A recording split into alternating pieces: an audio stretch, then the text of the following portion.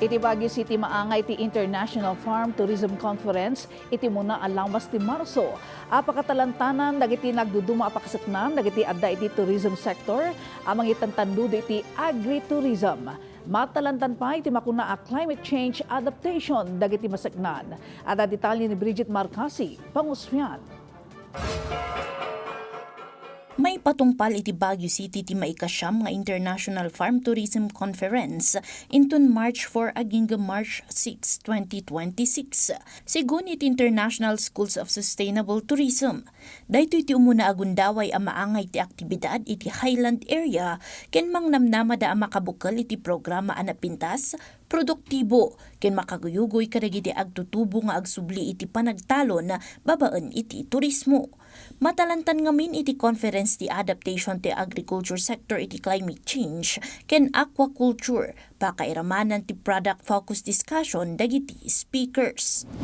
So we're not really, using two different areas, to develop farm tourism.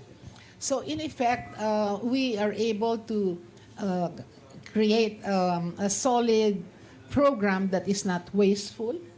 And secondly, we're looking at making sure that people will go back to the simple life of going back to the farms.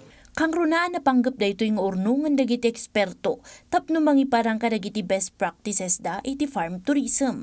Gapu iti dayta, manamnama ang makipasat iti programa dagiti agtagikwa, mangitantandudo, mangisursuro, estudyante, researchers, landowners ken stakeholders iti entero a pagilyan ken Southeast Asian countries pakairamanan ti India.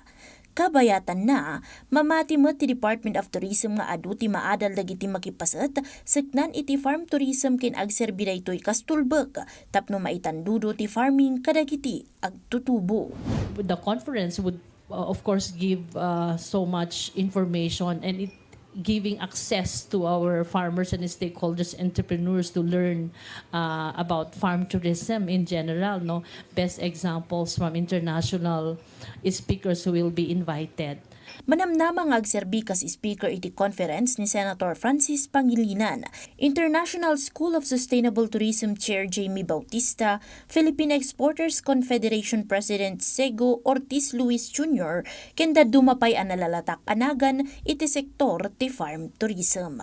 Bridget Marcasi, Pangosfian, para iti Pambansang TV. Iti Baro, a Pilipinas.